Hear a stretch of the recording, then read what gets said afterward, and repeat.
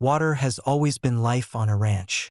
Streams, pipes, and irrigation systems are the veins that keep crops growing, animals hydrated, and homes functioning. I took pride in my system. It was precise, efficient, and entirely under my control. That is, until HOA Karen decided to borrow it. One morning, I discovered her hooking into my water supply without permission, redirecting flow toward her property.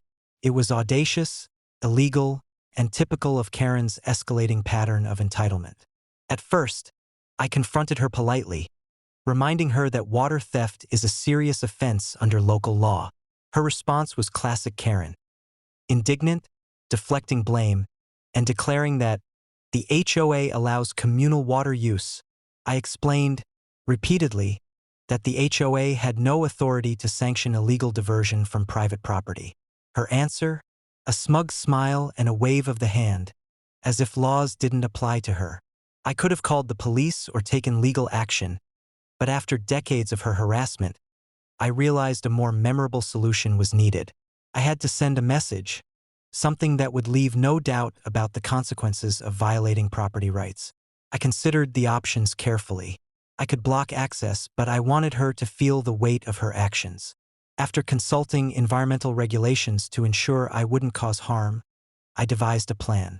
The next day, I installed a system to divert her siphon back into a containment channel on my land. To my satisfaction, the diverted water wasn't just unusable. It was contaminated with safe but intensely unpleasant cattle waste. Not toxic, not criminal, but completely unusable for her gardens, fountains, and the prized HOA lake she loved to brag about.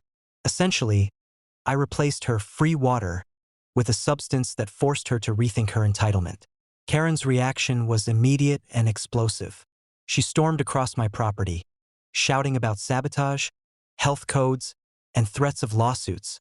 I stood calmly, explaining that every step I had taken was legal and that the diversion was on my property. The sight of her face, red with fury, struggling to process that she had been outsmarted, was more satisfying than any legal victory. She tried escalating, calling the HOA, involving neighbors, even threatening to sue me personally. But I had already documented everything: the original diversion, the timing, the legal backing, and the safety precautions. Each threat she made fell apart under scrutiny. I even had local authorities confirm that, since the water diversion occurred entirely on my property, she had no claim.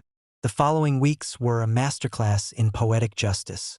Her gardens wilted, her fountain systems clogged, and her prized HOA lake turned into a dull, unusable pool. Calls for legal assistance were met with the polite suggestion that she had overstepped her bounds. Every attempt to recover her water supply reminded her that privilege does not override property rights. Neighbors started to take notice. Some cheered discreetly. Others quietly marveled at the ingenuity and patience required to turn an illegal action into a lesson on consequences.